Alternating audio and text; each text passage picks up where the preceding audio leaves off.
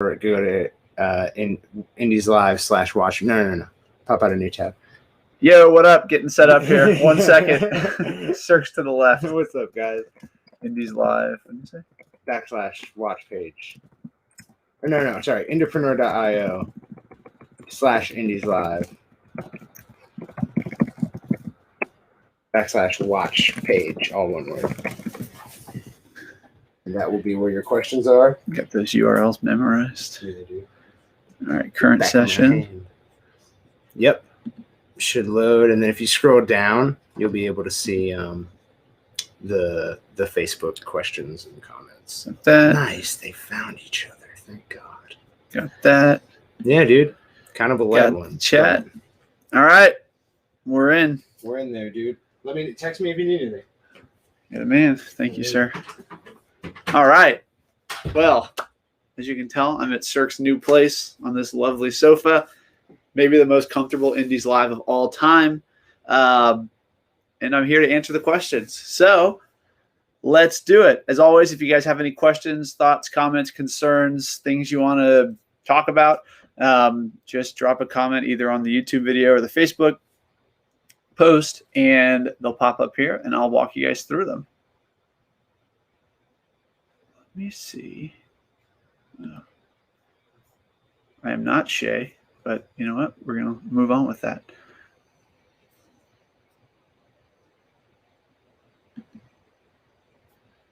Oh, okay. Cool. And I got the screen share figured out now. Boom. Okay, cool. So in here on the Indieslive page, a couple questions so far. And like I said, go ahead and drop more if y'all got them. So first question here, I'm thinking of releasing singles every 4 to 5 weeks. What would be the best way to use the Ultimate Album Launch for each single? So this is a pretty big question. And I think the first thing to think about is like, you know, or rather I'm going to assume is that you guys know what the Ultimate Album Launch is.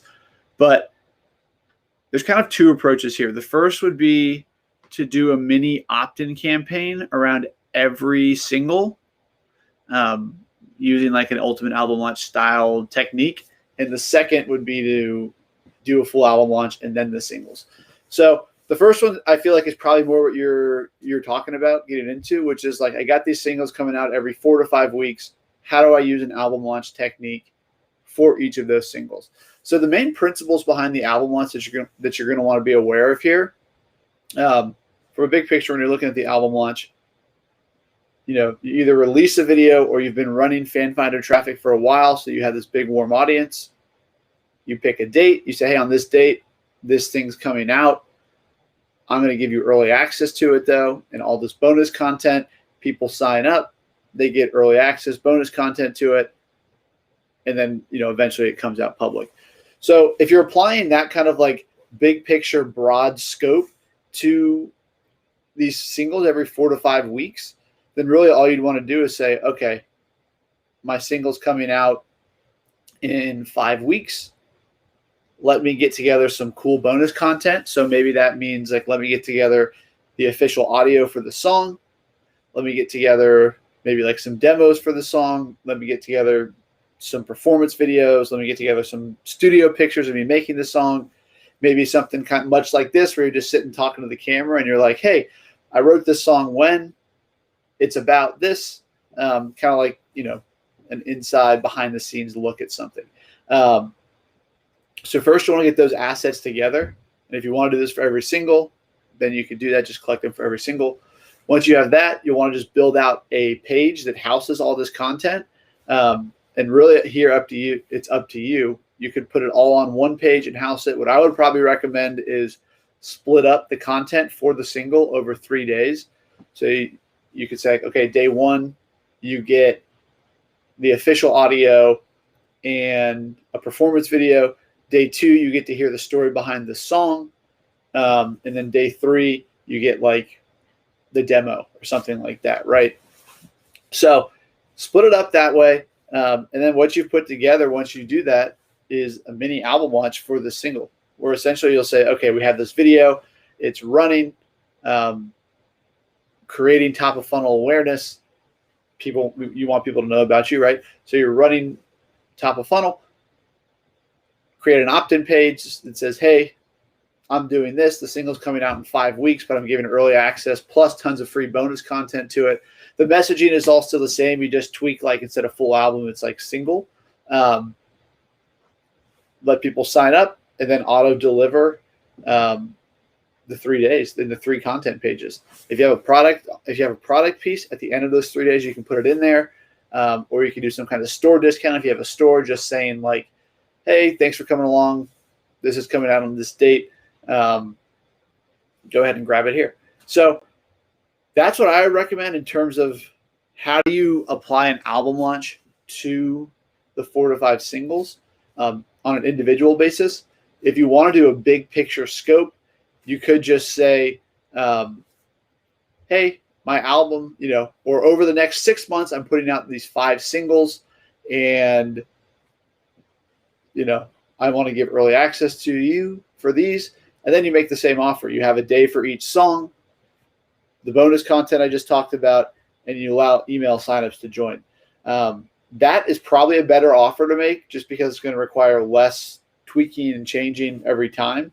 If you do the new funnel every 5 weeks, there is going to be a decent amount of work to keep in mind there, where you have to build these things out, continually change them, that kind of thing. So either option will work. But really the point of the album launch is to build your email list and get eyes on this single when it's coming out. Not just the single, all your music. So if you do that, then that's probably the best way to go about it for an album launch.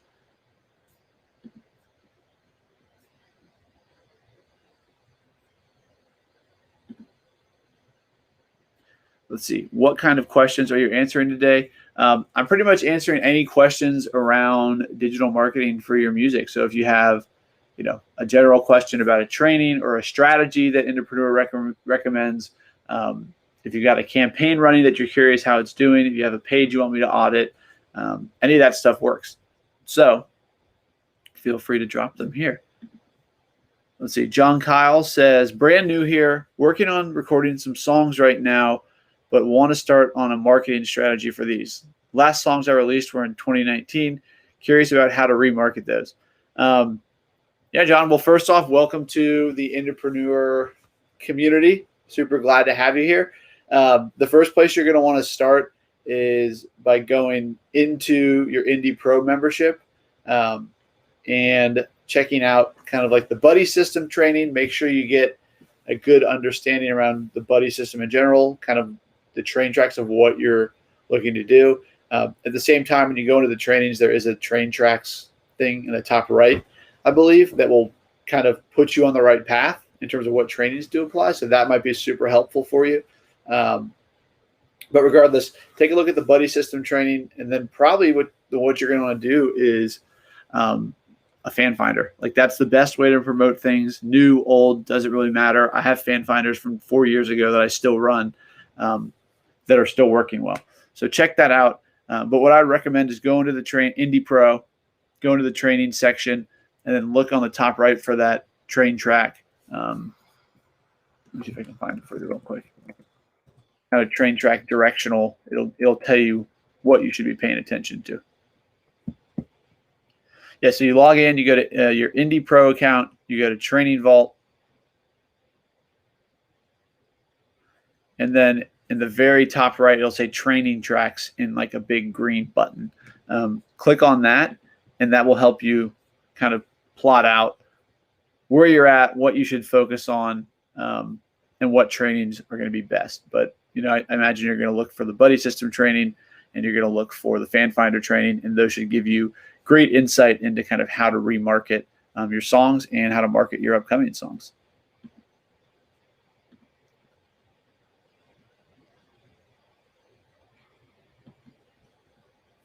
Let's see. Is the watch page comments working today?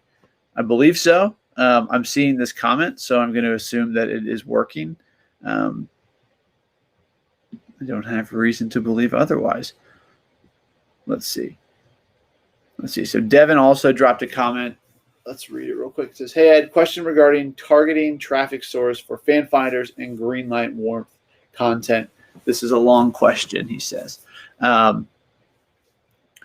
Okay, so this is for fan finders, and this is for Greenlight Warmth content. Fan finders are obviously the top of funnel video view campaign, and Greenlight Warmth is the campaign that you run to keep those people warm, make sure they're seeing your new content. So I get the gist of why we cast a wide net in our targeting. Wanting to have a potential audience of 1 million to 10 million is what Cirque suggests, if I'm not mistaken. It seems to me you wouldn't want to leave any potential audience member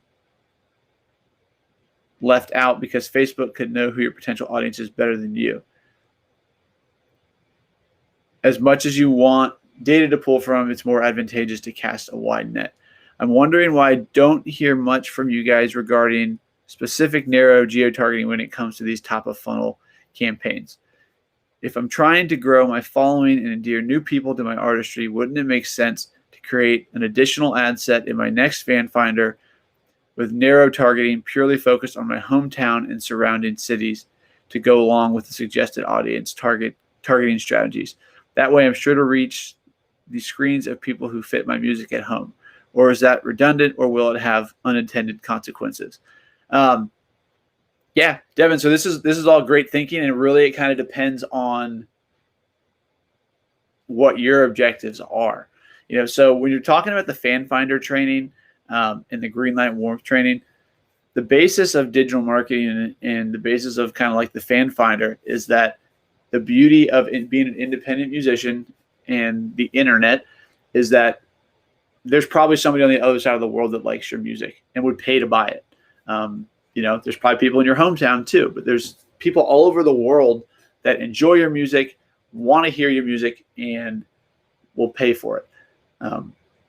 So the general strategy when you're coming to a fan finder of like, okay, you want this audience of 1 million people. The reason that you want that is because, like I said, somebody overseas might like your music that fits in that audience. So really what you're doing with the fan finder is trying to find the lowest cost per 75% view, saying that, okay, my objectives here long-term are email list building, and sales promos. And if those are your objectives, those are all digital things, right? You can do that online. You don't have to be hand-to-hand with them. Specific narrowing targeting is something that we do a lot at IndieX for clients. I do it for myself, but that plays more into what are your goals, right? So if you're going to do specific targeting, you're going to pick a city and advertise for 50 miles out. Like, what's the objective there? A lot of times I'll see IndieX clients will do that for them for show promotion is mostly what we do geo-targeting for. Or if they're like, hey, I'm from this city and I just want people to be aware of me here, I'm going to spend money there. Totally fine. What I will say about narrowing the targeting is that you're going to see that cost per view go up, or you're going to see that cost per lead go up. It's going to be more expensive to pick a specific area, which ultimately will then have a smaller audience, because you're still going to want to apply the targeting, right? If you're targeting Jay-Z worldwide, narrowed, whatever, that's going to be a way bigger audience than people in Orlando that like Jay-Z. It just is by virtue of countries, cities that are included. So when you narrow your audience down, you kind of narrow your pool down. So just expect costs to be higher. That's not a bad thing necessarily, but that's just to say that's going to be a side effect. You kind of said what could be an unintended consequence. That might be one, that your costs are going to be higher. You're going to pay more to get people. Like I'm saying though, if your objective is, hey, I just want people in my city to be aware of me, or I have a show coming up, that's probably a more legitimate reason to geo-target. It's okay. Look, you can pay that higher cost. Just be aware of that. But there's nothing bad about doing a narrowing target other than it's going to be more expensive, and you'll probably see less results. But, that's why we recommend that if you're doing a fan finder campaign, go to the big 6 countries, right? Because what you're trying to do is establish a fan base. You don't necessarily care what city they're in if they're going to participate, be involved, and buy merchandise from you. Just look at what your goals are, your objectives are, and you can geo-target. I wouldn't make that your only source of advertising, but it's something you can consider and do. It's the same campaign build, same audiences, just smaller. Is the Fan Finder training still current in light of recent Facebook updates?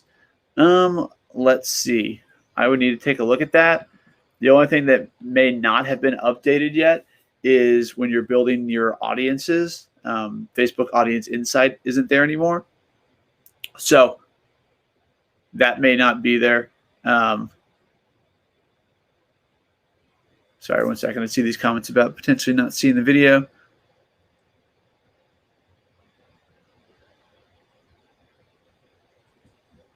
Okay. Yeah, I guess if you guys can refresh, it looks like the video is working. Maybe refresh the page. Or I guess if you guys are in the comments, tell them to refresh. 1 second here.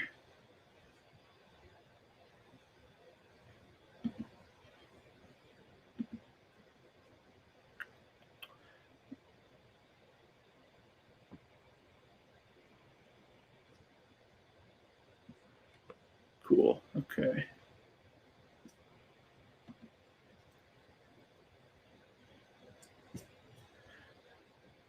I'm trying to help them figure out where the video is. So give me 1 second here.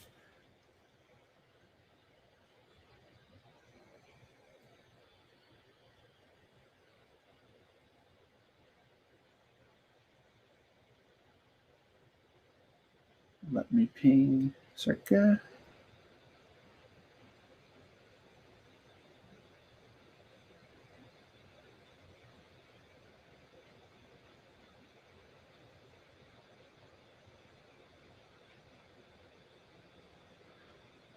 Okay, cool. Well, it looks like a lot of people are on here watching. So, I think, you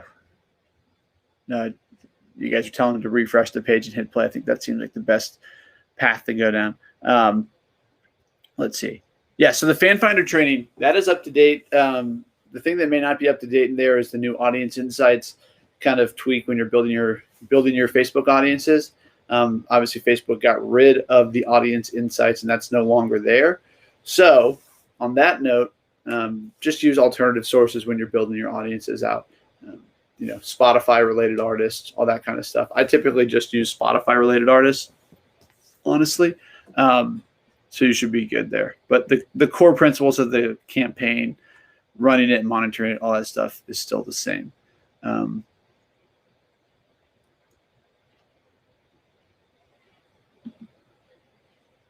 Let's see here.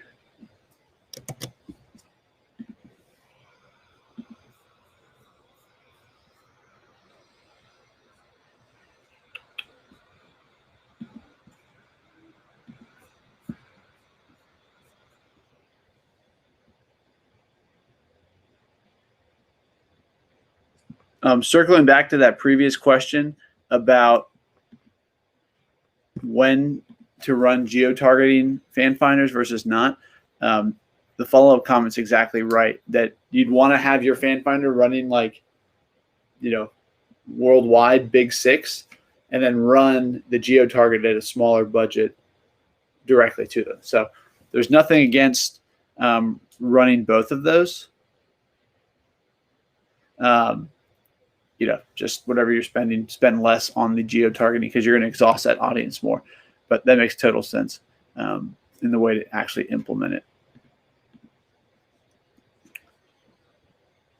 All right.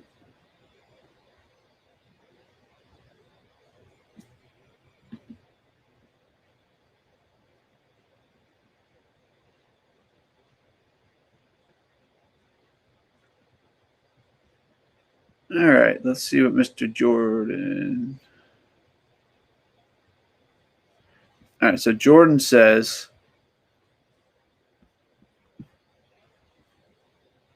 hey, Ed, I have email signups on my website which give people a free download for signing up. They are then placed into a limited time offer email funnel which lasts about 5 days.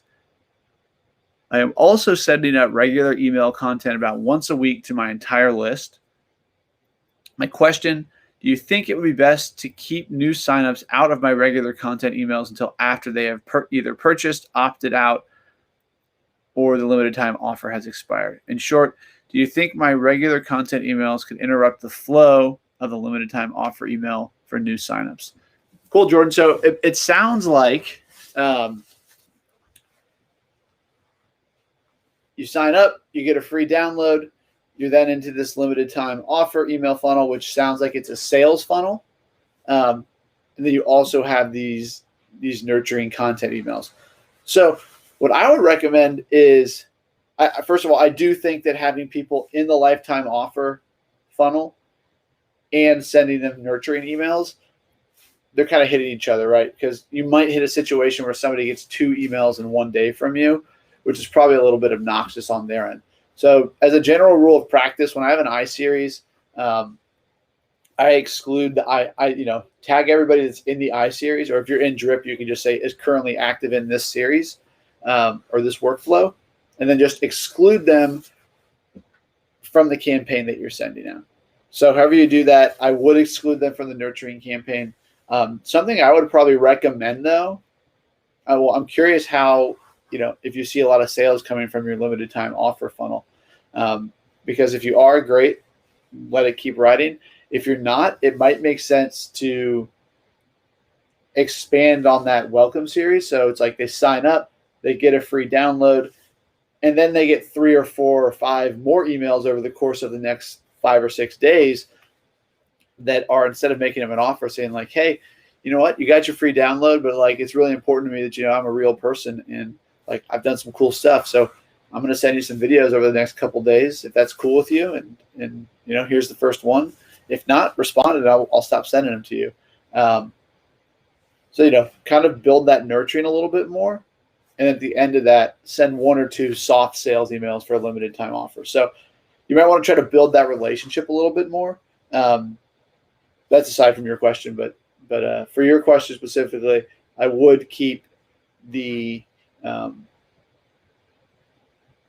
people in the limited time offer funnel out of the nurturing emails. And it sounds like they'll only miss maybe one of those, from the time they sign up. So I would recommend that. And at the same time, I would maybe tweak it a little bit just to kind of match what I was just recommending.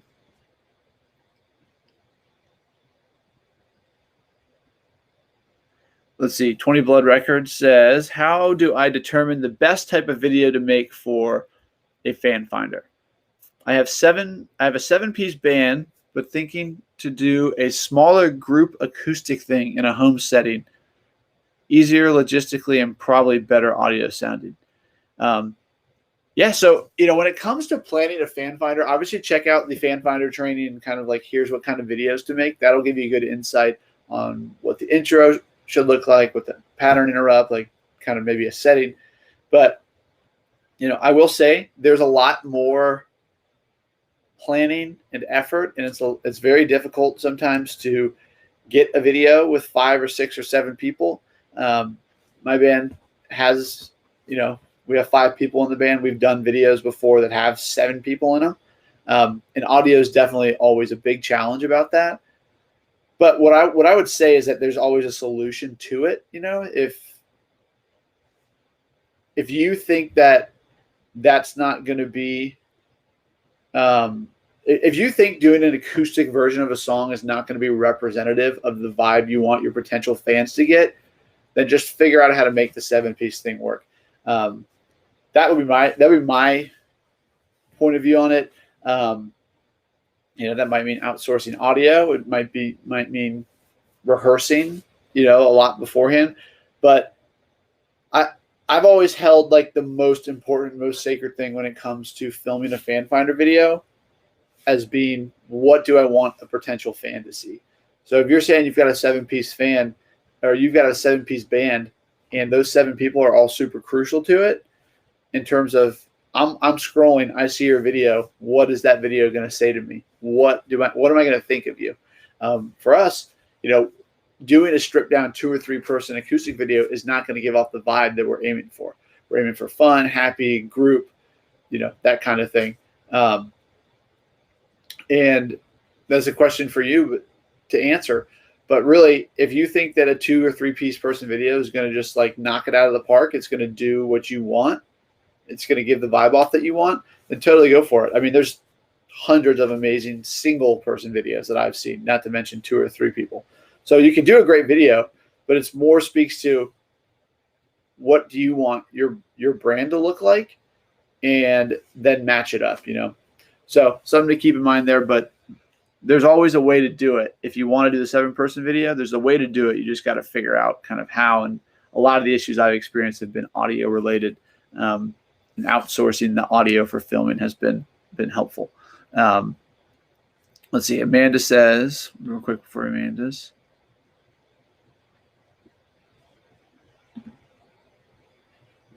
Cool. Okay. So Amanda says, Ed, I've been snooping on your ads. Heck yeah. And I'm ramping up to do my fan finder. So thanks to you and your band indirectly for helping me. We have a similar vibe. Fantastic. Not even a question, just something to make me feel good about myself. Well, I hope the fan finder goes really well, Amanda. Fingers crossed. It's always exciting when you launch a new video. Let's see. Brent says, are Hype Edit and Tone Den the best landing pages to use for music links? Brent, it kind of depends on what your objective is, but I'm a fan of just building out my own similar type page on my website. So, I guess I would need a little more insight into what your objective is, but if you can build something on your site and keep control of it, that's probably better. Especially if you're going for like some kind of conversion, like leads or something like that, or purchases. Because you have to verify your domain now. So kind of the thought on that.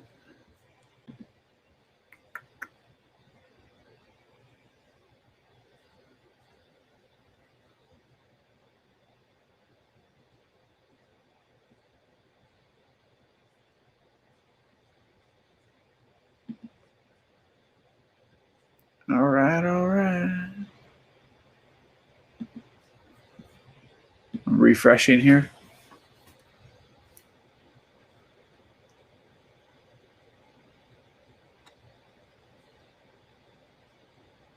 Cool. All right. Chris says, and keep dropping those comments if you guys have them as they come to mind. So Chris says, hey Ed, I'm working on my first fan finder. It's a performance video, full band. I've been circling forever on revisions of my ad copy, working on something personal story regarding inspiration for the song, which is inevitably the long form. Any tips? Here's an example. Here's a piece of the example of the copy. A few years ago, I was looking for more change in life. I decided that each time I would face a choice between a new path or the same, I would choose the new option. For every option between forward or stay, go back, I would go forward. It was really quite helpful for when I came to a fork in the road, especially when I had to decide quickly. Not my strong point. Things really started to shake up. Change also seems to create this force of anti-change. Internally, I felt more fear, and externally, I've encountered many new obstacles. I know it's a natural part of evolving and part of the adventure. I stay very determined and true to my heart. The song was inspired by this journey. I think the sentiment's really nice, Chris. What I would probably recommend is go scroll through your Facebook and find ads with long form copy. And once you see those, look at how they format it. Because a general rule of thumb with long form copy that I like to follow is that I don't have text blocks that are more than 2 lines in a long form copy thing. So for your example, it'd be like line number 1. A few years ago, I was looking for more change in life, period. Space, next line. I decided that each time I would face a choice between a new path or the same path, I would choose the new option. Space, next line. So kind of space it out more so it's more conversational. So someone's reading it and they're like, want to get to the next line, want to get to the next line. Because I thought what you're saying was good. I think the way you have it as a big block of text could probably be split up a little bit differently for the long form. And at the same time, don't be afraid to test some short form copy. I think the long form piece is really nice. It kind of tells a story, but you probably have a couple of things in there that are kind of like, headlines like, here's how here's how I make the most of my future, or here's how I found the change I needed in my life. Like those kind of things that with a ... at the end might be really good for a video. But I think the long form copy looks nice.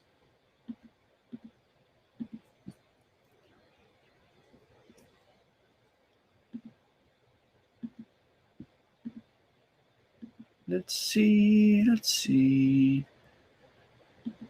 Cool. All right. We have hit the end of the questions that are currently on there. And as always, I'm going to hang out for a little bit longer, see if some more questions roll in. But I would say it's a pretty exciting time to be doing some marketing. I've been seeing a lot of good ad costs across the board in these kind of summer months. So if you have campaigns that you're on the fence about or wanting to run, then start them up.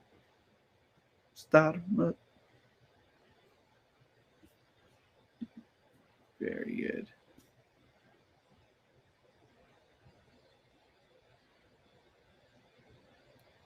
It's very fancy. Today I get to use Circa's high quality camera, which is very nice.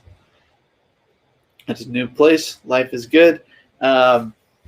Let's see.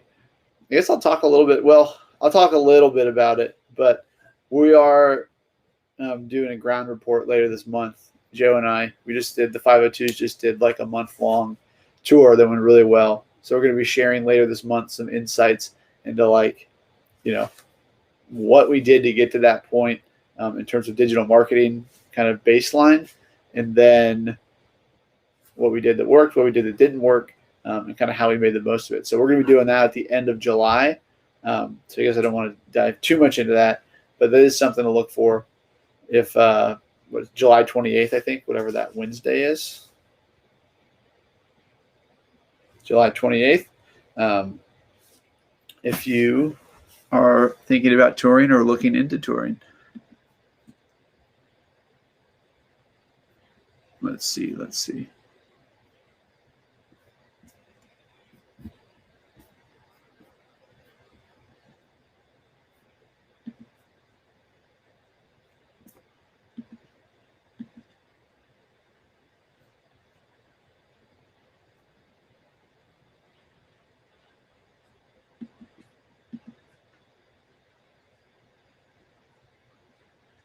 Cool.